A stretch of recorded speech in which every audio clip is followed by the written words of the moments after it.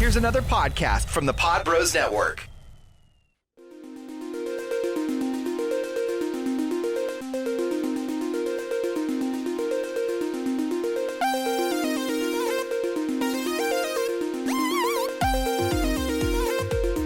Welcome back, everyone, to an all-new episode of the Jean Pod Van Dam cast. It is Jeff and John in studio, and we are taking on Timecop, the Berlin decision. This 2003 rated R, 1 hour and 21 minute action sci-fi in which 20 years after a set of events, the TEC, Time Enforcement Commission, the agency that makes sure that no one travels into the past without permission and changes history, is still going strong. Now Brandon Miller, a TEC operative, believes that they have a responsibility to change history, hoping that the world will be better. But Ryan Chan, another tech operative, stops him, but kills the woman he loves in the process.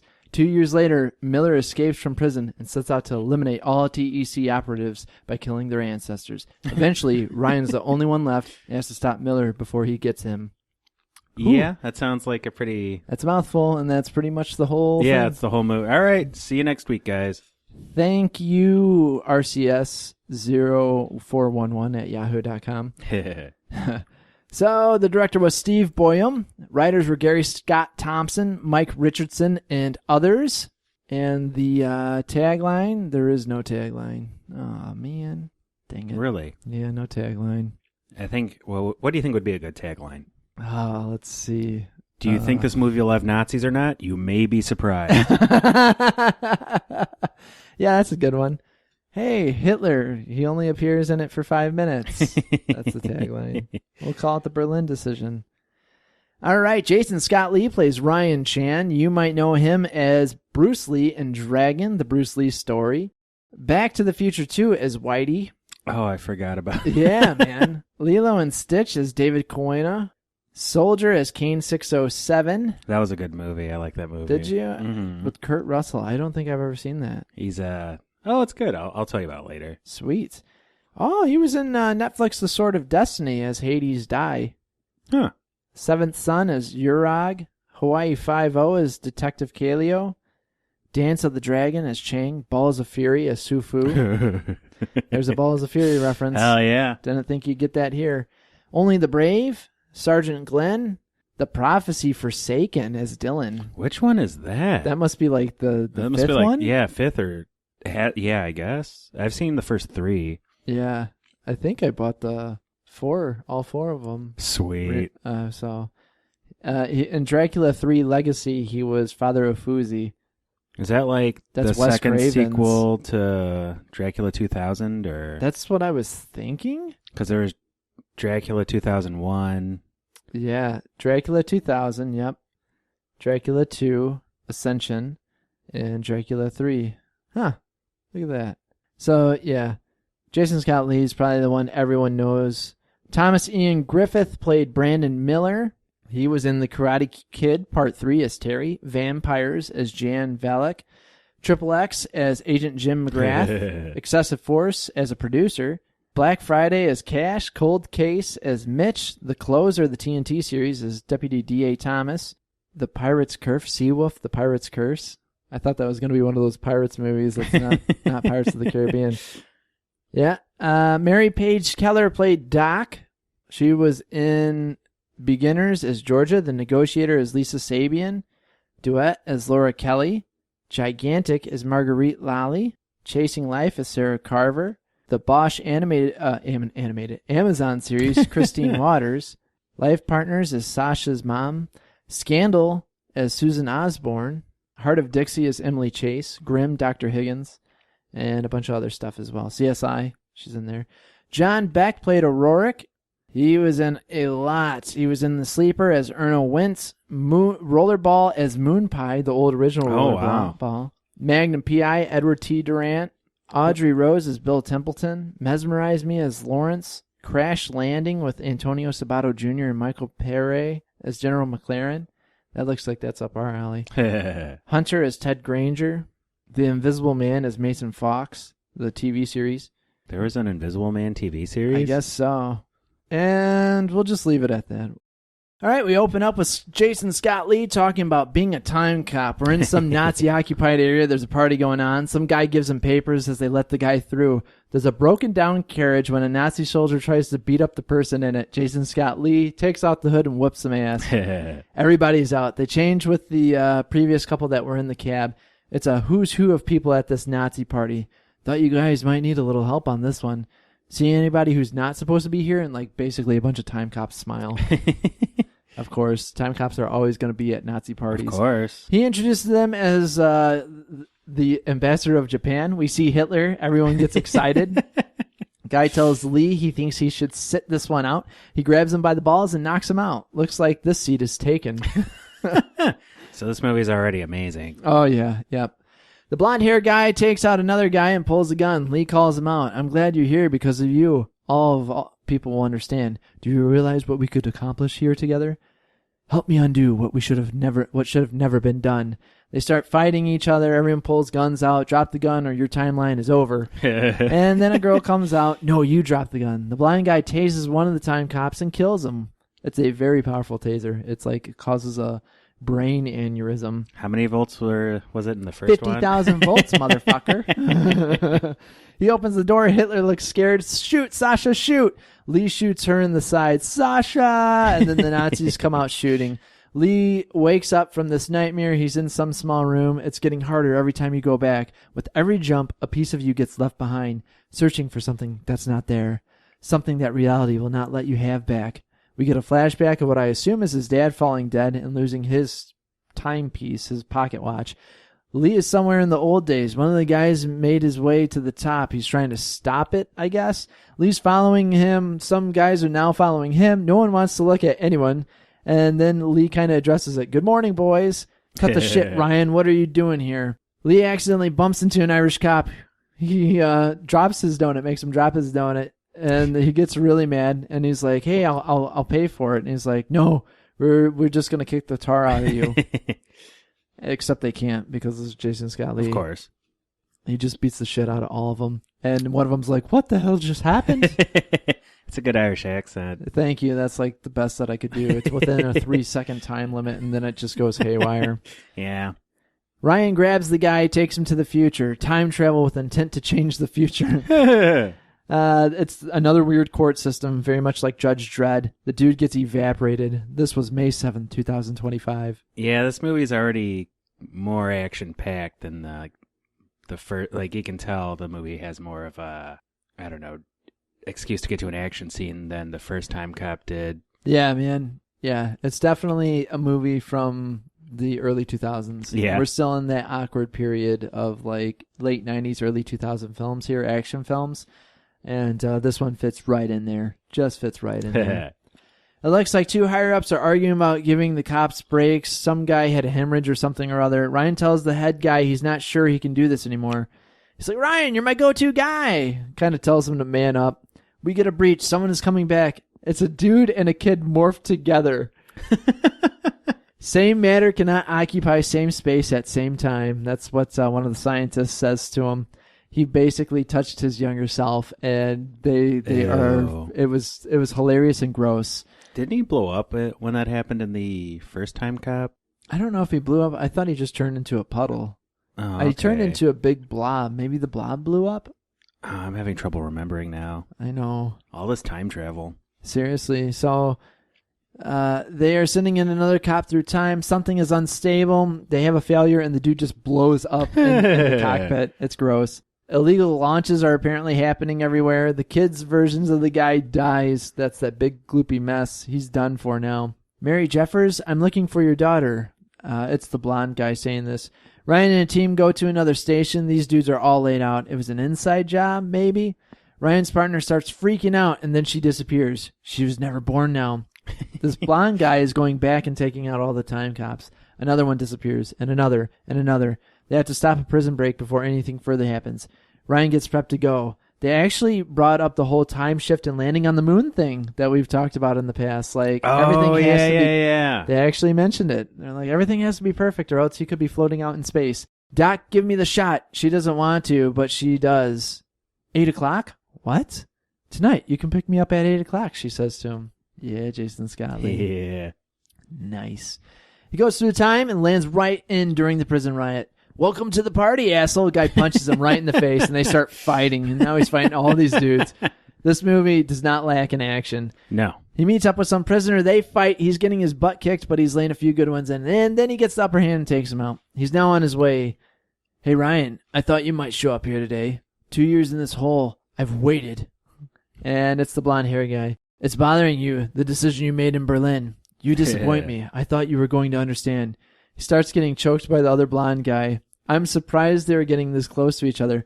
I didn't know if that was him or if that I was kind of confused too. Someone else. It totally was. I wasn't really sure what the movie was going for with that. Yeah. So whatever happened, it didn't matter.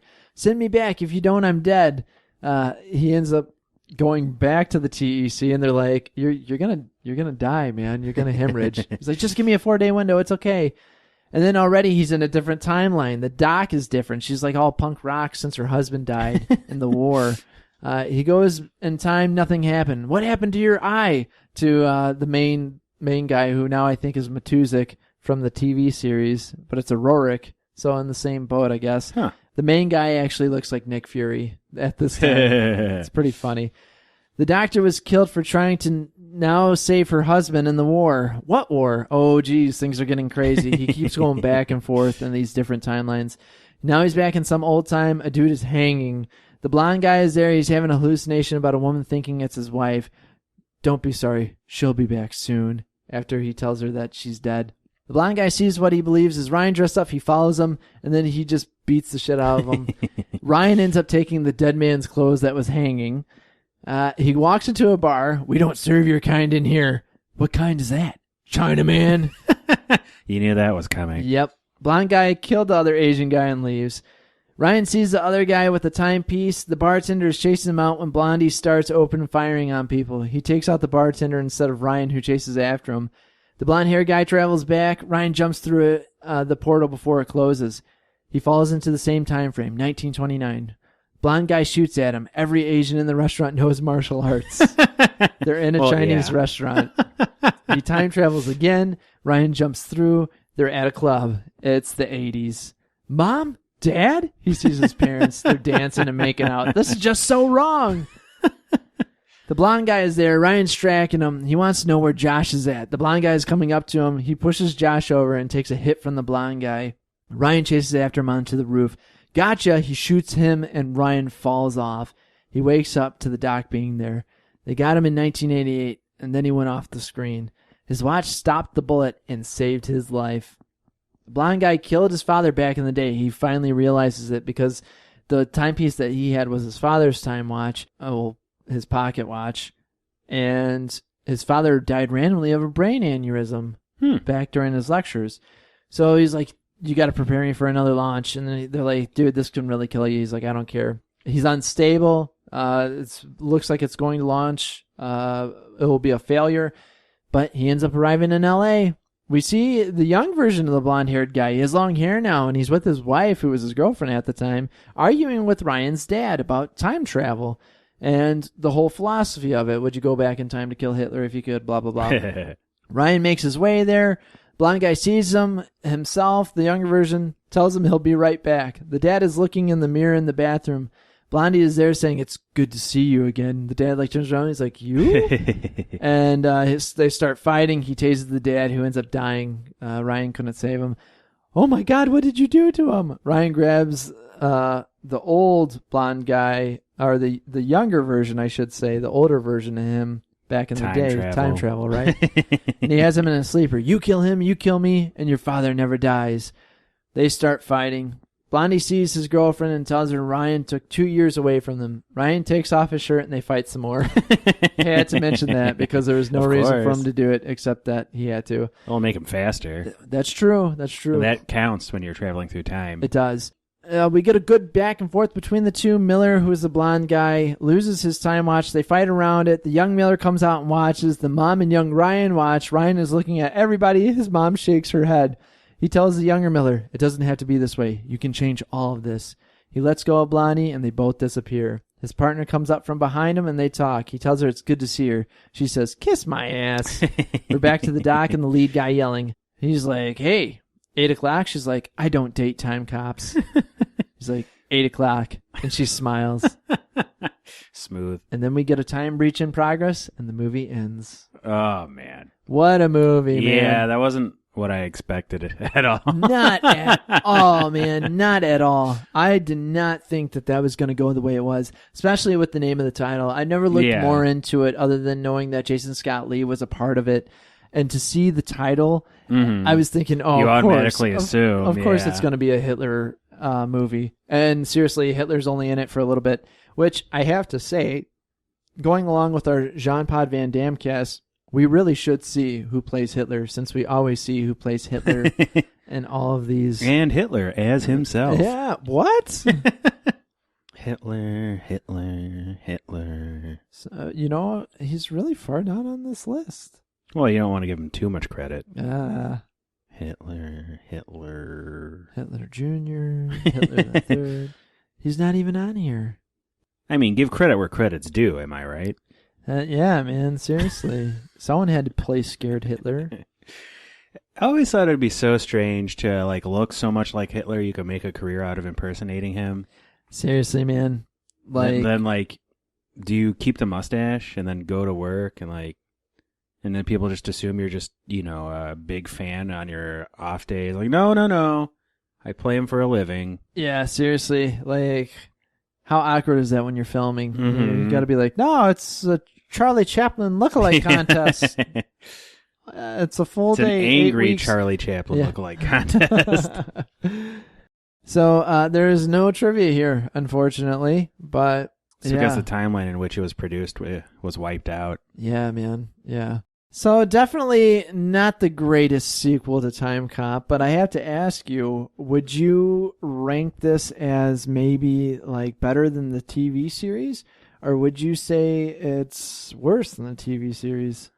I found the plot to be extremely convoluted and bizarre, but it deals with Time Cop, so that's really what I should have expected. Yeah, right. So in a way, but I was really surprised by the plot. The plot wasn't what I expected at all. And I really I used to read X-Men comics with Cable and whatnot. So stuff like that was kind of up my alley.